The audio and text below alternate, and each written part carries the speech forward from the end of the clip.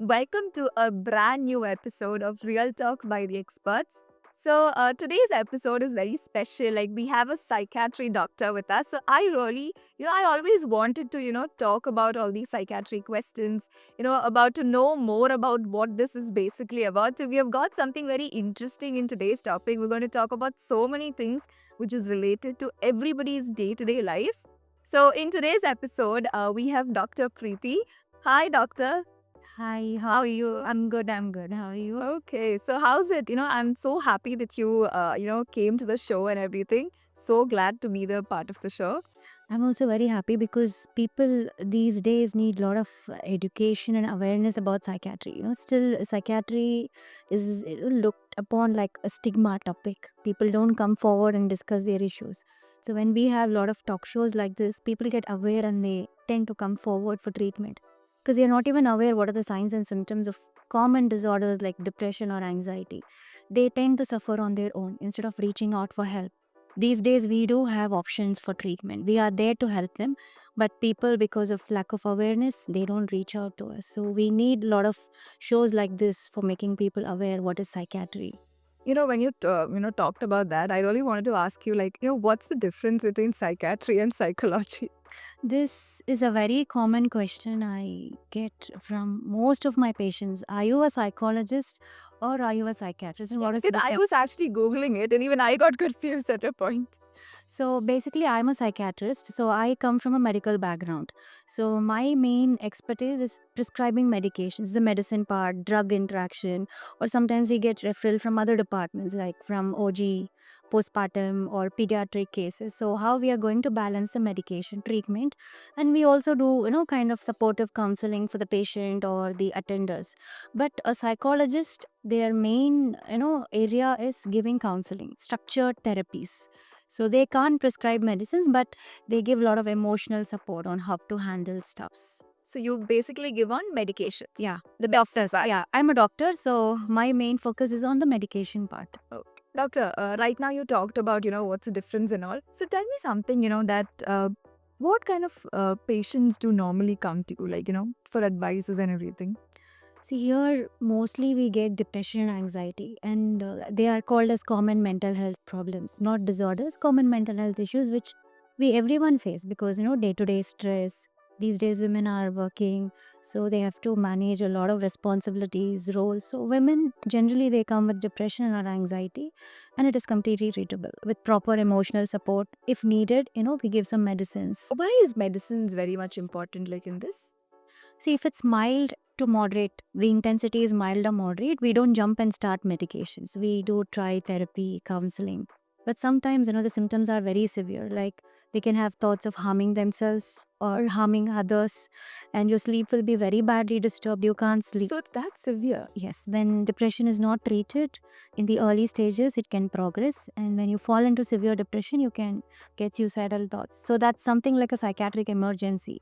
So you need medicines to immediately, bring your thoughts down, stabilize your mood, give you a good sleep, which is very important because any disturbance in your mind, the first thing to get affected is your sleep. And if you can't sleep, of course, the next day you can't function at all. So sometimes if medicine is needed, yes, we do give. So, like right now in India, basically, if you've seen the news and everything, normally the suicide after a problem, just people just suicide. They're like, that's their ultimate, solution to a problem.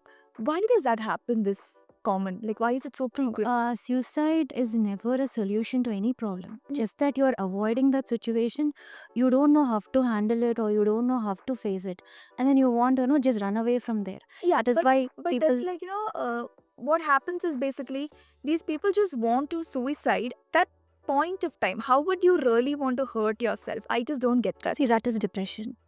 That is Okay. depression. You start feeling very low.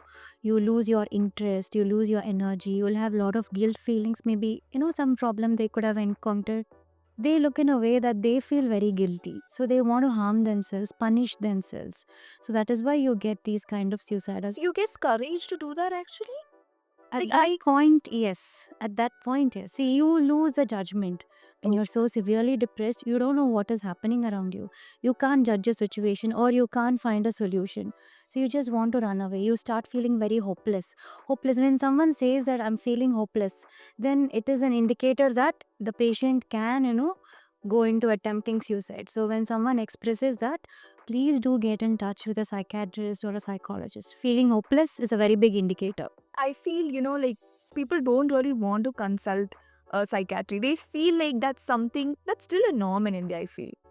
People don't really want to, like, go to a psychiatry for consultation. They feel like, okay, it's something that they have a big, huge problem in consulting, taking help, seeking for help from other people. What do you have to say about that? That is because of the society and the culture has imposed, this Lack of awareness? lack of awareness, stigma. Mm. It's a shame to have a psychiatric illness. That is how people portray, people are very secretive. They don't even disclose to others that I consult a psychiatrist. You go to a gynecologist or you go to a dermatologist, you tell them, yeah, I went there, I went here. But no one openly discloses that, yes, I am in touch with a psychiatrist or a psychologist. They feel that, it's below their dignity or it brings down their self esteem to go and consult a psychiatrist. But we must understand that brain is also an organ inside our body, like heart, kidney, everything. It is the most vital organ because it is the one which controls your entire functions. So when something is not okay, you should be willing to go and consult a psychiatrist. Previously, we didn't have so much awareness what is actually happening in your mind, the neurochemical mechanisms. But these days, we have a lot of research, medications to help people out. So I think people should come out and So just those medications, is it like pills to help you sleep? no, not that it is just to put you to sleep, but to see you feel low. In depression, you feel low. In anxiety, you feel very restless, palpitations. At the same time, you have schizophrenia or bipolarity. You'll have hallucinations like hearing some voices, believing something which is not true. So the medications, treat the symptoms, your thoughts mainly. So when you take medicines, you feel relaxed. So it's not just about medication, you need counseling too, yeah? Both goes in hand. When the patient is acutely anxious, you're very restless, you can't even sit and listen, and at that point I'm going to make you sit for a session of 30 minutes. Of course you can't pay attention, so the first thing is to relax you with medications, then I give you counseling. You will be getting much benefit from that. So both should go simultaneously. Now it's a question for all the teenagers out there.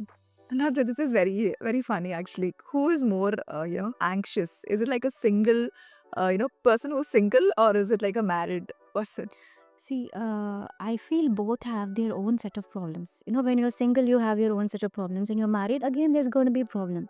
At each stage in your life, there's going to be a set of problems expected for that period. So both, it depends on the situation. I feel like singles think that they're not getting anybody. Do they get anxious about that? Could be. But when you're married, again, it's a new role, new Yeah. responsibility, new commitment. That, the wedding day is over within 1 week or 10 days. When you cross your honeymoon phase, reality starts to hit you. Do couples come for counseling? Yes, of course, a lot of couples. What is the questions repeatedly they ask? See, mainly it's just the compatibility issues. Sometimes people are, too fast to jump into relationship. Before even understanding or getting to know the partner, they just want to get into a relationship. Maybe for the society or peer pressure, they want to show that I also have a partner, but it's not about that. Having a healthy relationship involves a lot of factors. You need to think, understand that person because it's a lifelong journey. So people jump into that and they don't know how to handle it. Things go out of control, so they come for help. Yeah, when you talked about that, how do you, like, once you face a breakup, how do you actually come out of that? See, breakup first, we need to analyze the reason why. From which side, whether it's going to be mutual or, in most of the cases, the boy will say no. So the girl comes here to us fully, depressed, crying, suicidal thoughts. So, first, we have to make them understand the situation. There's no point in being in a relationship where there is no compatibility or you're being abused. There's no point compromising your self dignity and respect. So, we have to make them understand, give a lot of emotional support, and if needed, yeah, medications to relax them temporarily, not like a long term, temporarily. And then, talk with the family in case if they are willing. because we need to respect the patient's confidentiality also, but we encourage them to talk with family, friends to get the emotional support. Because with me, they'll be here for 30 minutes or 45 minutes max. They have to go back to their family and friends. So in that case, they need to open up and talk with people and get support. So, when you talked about these abusive relationships and all, some people tend to stay in those kind of relationships. They keep forgiving. I think women have this, instinct that, you should just keep on forgiving your partner, even though, like, whatever they do. Maybe they fight with you, maybe they do so many things, which is all red flags. But still, you keep going to them. Is it necessary? How do you just get out of that? Yeah, no, definitely not necessary, because your respect and dignity should be preserved in a relationship. Do you agree with me that women have this thing of compromising on everything and Maybe that is genetic, naturally, and the culture also imposes that you're a woman, so you need to attend to the needs of every family member. So we are, unconsciously being trained right from childhood. What a mother says, you do this to a female child, you do this, help me, you study. We are expected to your 20s. It's that you're taught to cook, clean. If you're a religious person, you have to pray and do everything so that you get married to a better person and you showcase yourself as like you are like super good in that. Otherwise, nobody's gonna accept you. It's like that. It's portrayed that way, actually. because the society expects you to be like that. We are forced to do that, whether you like it or not. A woman has certain qualities to get married, especially, at least, in an Indian setting, because I come from India, you also come from India. In an Indian setting, we have all these qualities. A woman, she should, these days, women should be educated, they should be working, they should be good looking, and they should, do all the household activities. It's actually kind of overwhelming for women to manage both and work. But if we are fortunate enough, we get a good supporting partner, then things go smoothly. So why is it that still woman has to take up the responsibility of a household? No, still, I'm actually like right? Why does that come on to a woman? As one, no, but these days we actually call the husband also in for counseling sessions, and we make them understand that it's a shared responsibility. It's not just women, even childcare, parenting, everything. The male partner should also be equally involved, sharing, the emotional burden, physical burden, financial burden. Everything should be shared. Only then the women also gets her space, right? She also needs her time. So the male partner should pitch in and give the support she needs. But I really wanted to ask you this question, like, why is it that we get attracted, or like women, me being a teenager or in early 20s, why do we get attracted to these so-called bad boys? Is there something psychologically? Maybe, when you're a teenager or in your early adulthood, when bad boys, in the sense, they are very impulsive, they tend to wear some funky clothes, drinking, and all that. Maybe it might look little attractive in the start of a relationship. Yeah. But once you start getting into the relationship deeply in, when the emotional bonding happens, that is when you understand what real relationship is. So at that point, you feel you're already too much deep into that. So you can't come out, you're stuck, you don't know what you have to do. You go to a state of indecisiveness. You want to come out, at the same time you want to stay there. So you get lost, then you fall into depression, anxiety, and then you end up, when it goes to extreme level, that's when you reach to a psychiatrist, because you can't handle things on your own after that. It's common to get attracted To bad boy. because they don't think about the consequences. Yes. At that point, yeah, an attractive male comes, you get attracted. The same thing applies for males also. They find an attractive female physically, which is very natural to get attracted. But when you want to establish a relationship, it's not just the physical factors. You need to understand the emotional needs also, which is very important. Do you think social media generally affects a relationship? Yes, of course. These You have days- any cases that has See, one common complaint which I always get when couples or they bring a child, the parent brings, they don't look at each other when they're talking. Always phone is there.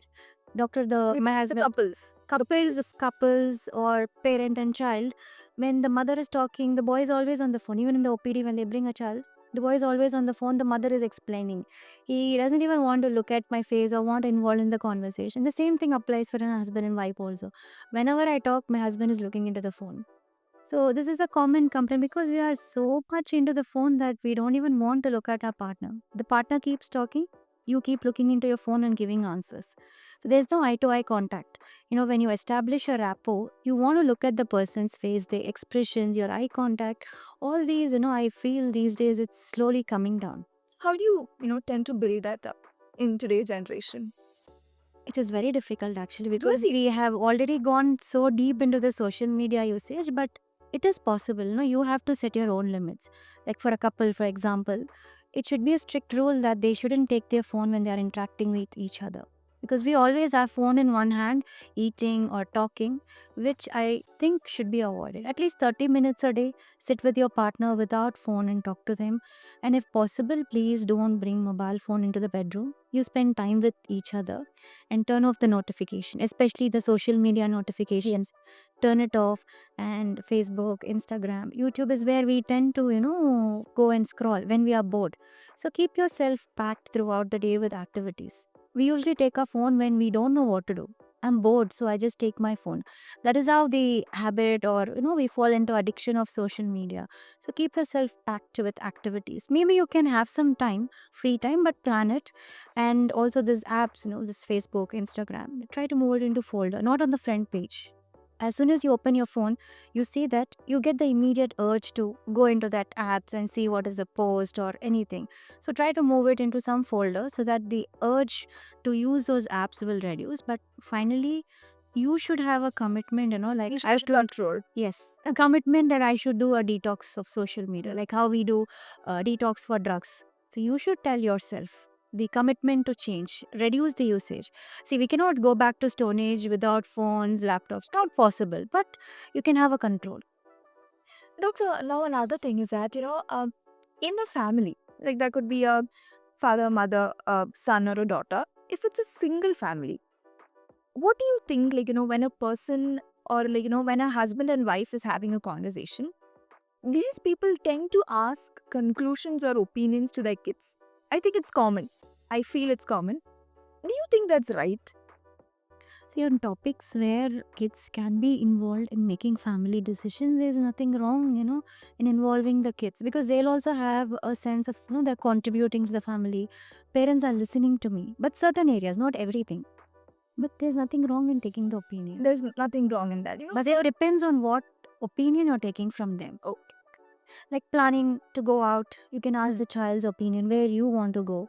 But the child will feel that I'm getting the attention what I need rather than the parents are discussing, okay, we'll go here, we'll go there. The child is not involved. So you should understand what is the child's interest or need. There's nothing wrong in asking opinion from the child. So, do you think after an age of maybe 18 or maybe 15, do you think the parents shouldn't involve too much into a child's, development or, in their personal things?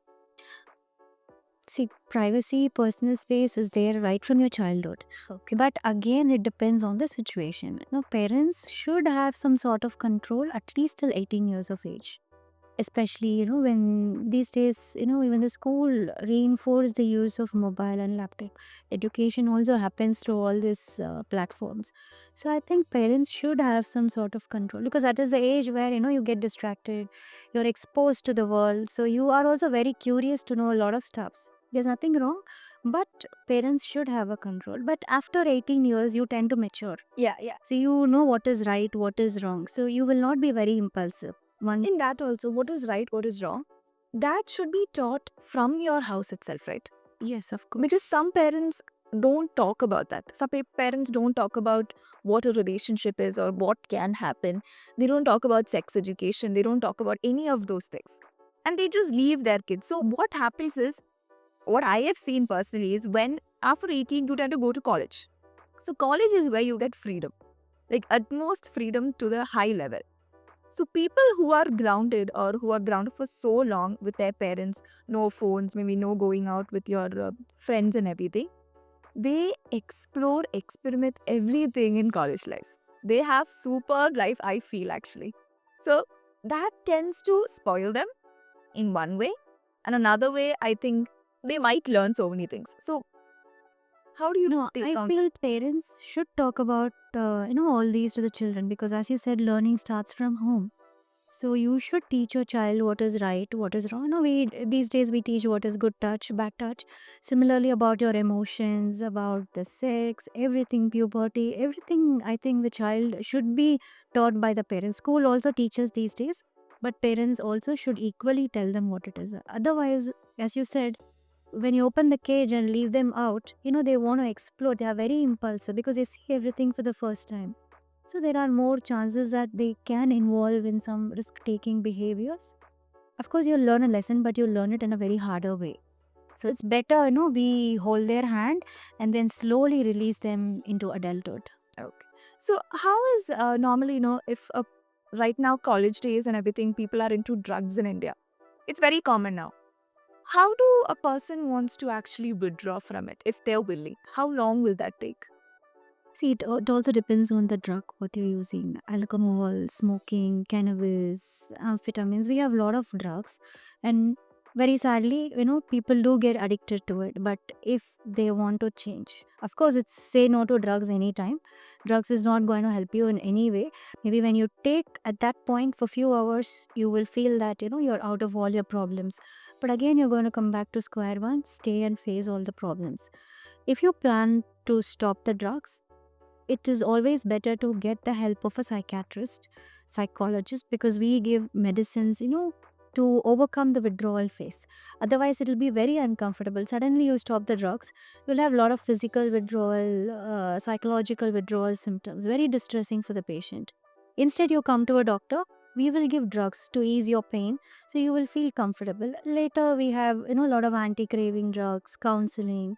It's a long-standing process, takes around like 6 months to 1 year. So, So during that whole period of time, you advise their parents to also stay with them through the process? see, generally the family should be there to support them, because as I said, he will be with us only for few sessions, Yeah, in a day. After that, he's going to go back to the society, the same society where he had used drugs. So there can be a lot of triggering factors, like when he goes to the same place where he had used the drug, suddenly he'll have an urge, or he watches a movie where people use drugs. Again, he can have an urge. So that time he needs someone to talk to him, put him down, calm him down. So family should be involved, I feel, in this process. Is not just the doctor, patient, family, and if possible, friends also. is it necessary that after your pregnancy that you can get postpartum depression? Not necessary, but again, the situation can push you into postpartum depression. Do you? But there's Douglas, this is very, very not. I think very stupid question maybe because do social media make postpartum depression look like everybody needs it? See, in one way, we should be happy that people are coming out and talking about this, because, like 50 years back, no one was aware of this. You get pregnant, you deliver, get back to your work. That is what a female was expected to do. But these days, at least, postpartum depression, postpartum blues, all these terms are coming out and people are aware. I do see some mothers coming forward for treatment, so I'm really happy, because a woman's body is so unique, right from your childhood, puberty, pregnancy, postpartum, menopause, everywhere there's a lot of hormonal fluctuations. So every month you have this premenstrual syndrome, PMS. Before your periods, you have a lot of mood swings. You have How long is that? This PMS? Like before your periods, 1 week? 1 week, usually 1 week before the onset of your periods, you will have these mood swings, irritability. Sometimes you'll feel like crying, you can have sleep disturbance, but usually settles down. Once your period starts, you will feel all right. But in some cases, these symptoms, these PMS symptoms will be very severe, distressing, that they don't even want to come out of the room. They just want to lie down. That is called PMDD, premenstrual dysphoric disorder, that needs treatment, that you can't handle it on your own. So they do come and we give them some antidepressants to calm them down. So PMDD needs treatment, but PMS, it usually settles as a natural thing, it settles down. Okay. Just maybe you can get support from your partner or your mother. I think it will be, back to normal. I think still people are not giving them support. I actually feel. But it has improved. Yeah, that's Comparatively, it's better. due to social media. Yeah, see, social media, it has a lot of benefits, but at the same time, it also has a lot of negative backpacks. So it depends on how you use it. Totally depends on your control. You should control it. No, social media should not control your behavior or your thoughts. You can use it for your reference, but don't completely rely on it. Any doubts, get in touch with a doctor and clarify it. How worse can a postpartum depression be? It can be worse to the level where you can harm your own baby or harm your own self. We have seen cases where, unfortunately, the baby has also died in that phase, because people don't recognize this as a problem. They don't bring the patient to psychiatrists. They go elsewhere, and finally, when these kind of incidents happen, then they come to us. But at that point, it is too late. If they would have come at initial stages, we could have saved both the baby and the mother. So postpartum depression, if left untreated, in few cases, it can lead to a position where the mother feels like harming herself or harming the baby.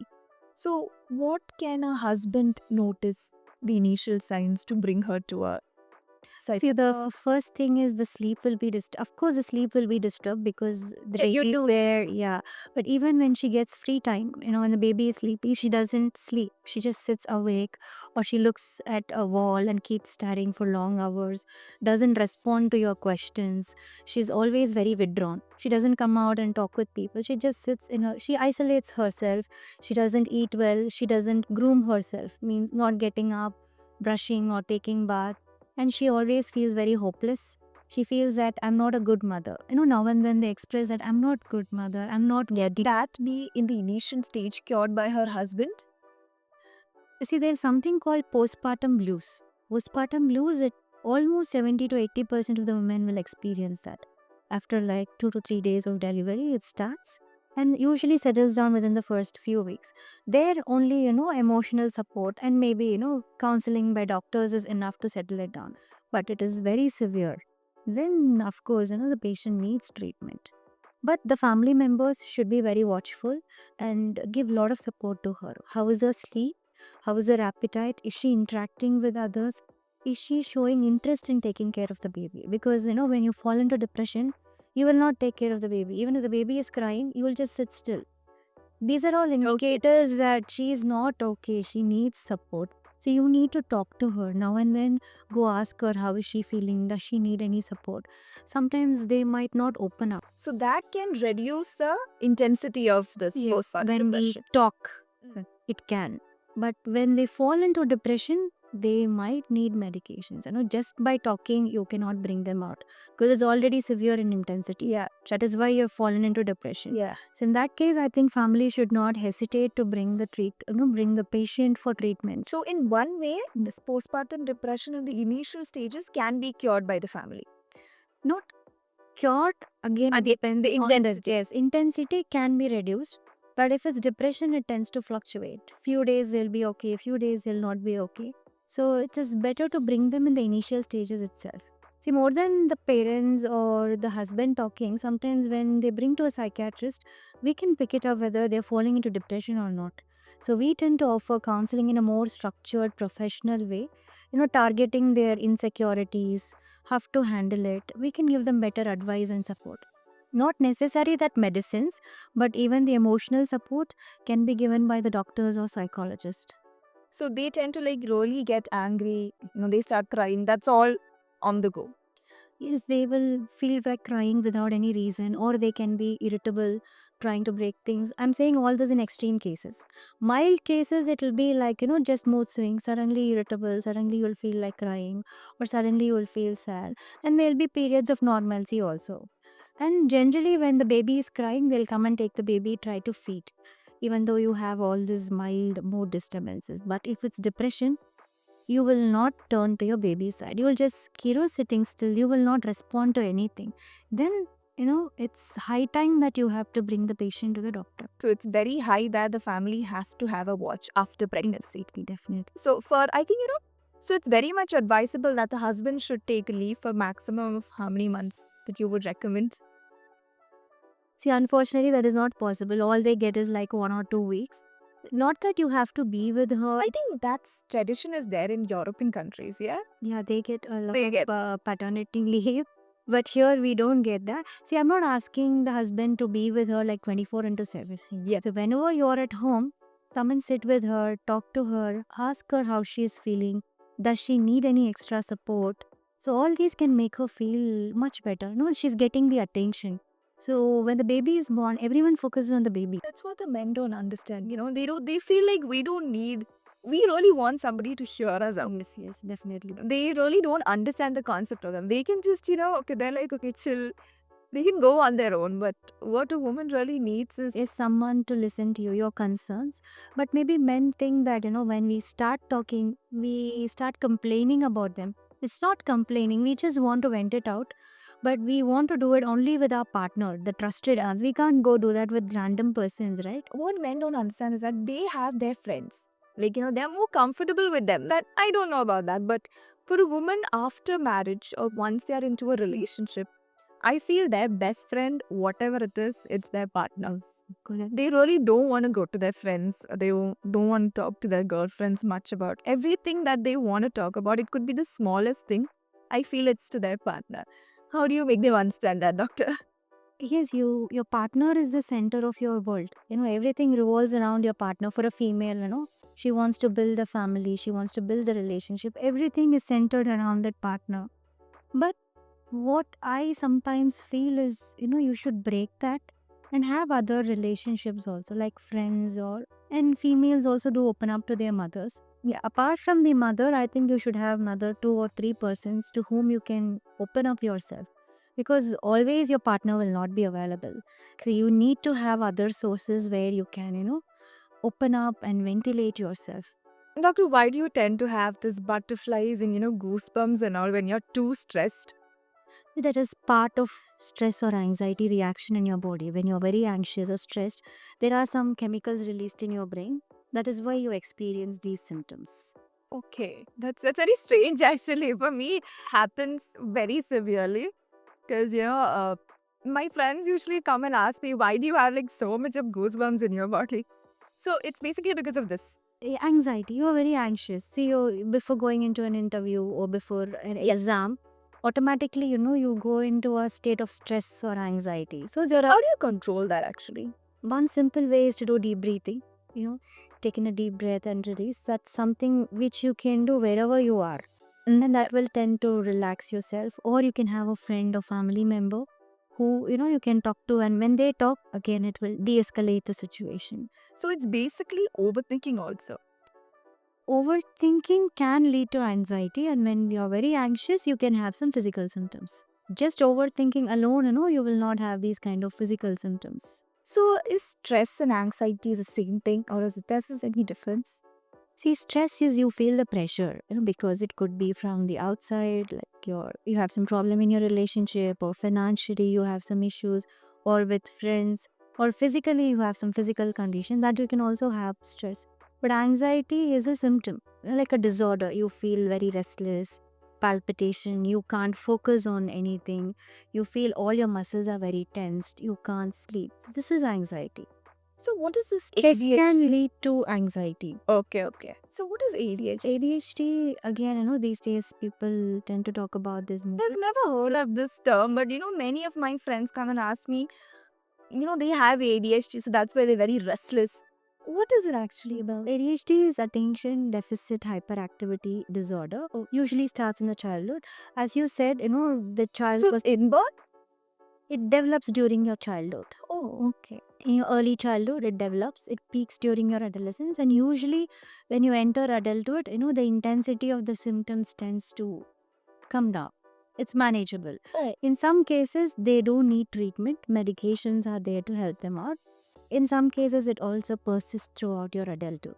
The main problem is you can't focus on anything. You're too, hyper. You want to do this, you want to do that. Your focus is lost. Is it very severe, doctor? In some cases, yeah, it is very severe. That really needs Medications, yes. Some people with adult ADHD do continue treatment. It helps them to, stay focused, do their work properly. So is it like a lifetime medication? It depends. Again, it depends. So when you feel all right, we do, stop the medicines and give a trial. But when we stop, again, the symptoms are so severe, then you might have to continue for some time. So doctor, next we'll have a rapid fire questions. Very quick, yeah? Early bird or night owl? Early bird. Okay. Your favorite way to relax after a long day? Listening to music. Okay. Therapy or medication? As I'm a psychiatrist, so obviously I'll go with medications. Okay. If you weren't a psychiatrist, what would you be? Fashion designer. Really? Okay, I want to know about a habit that's great for mental health. Sleep well, eat well, and do physical exercise. Correct. How do you personally deal with a bad day? As I said, I just listen to music, shut myself off from everyone for like 30 to 45 minutes. So you sit alone. Sit alone in a room, maybe, without any disturbance, listen to some good music. I'll be back to normal. Right. Best time to schedule therapy, morning or evening? I feel it's evening. Why? I want to know. So, because morning, as soon as you wake up, there are so many things which you want to sort out. Also, when you go and sit for therapy, for a middle aged woman like me, I'm married, so I have 2 kids, school, everything runs in my mind. Yeah. So, I feel by evening, I can wrap up everything, go for therapy, I can stay focused. But again, this is completely individualized. So, you have to choose, which part of the day works best for you. Next, laughing or crying, which is the best therapy? Crying. For me, crying. The first thing you notice about a person. When a person walks in, hey doctor. See, I'm a female who's interested in dressing up, so obviously I look at the way how they dress up. Okay. Happiness in one word. Having a good life partner. Thank you so much for being in the show. It was so nice talking to you. Thank you and see you. Thank you for having me. Thank you.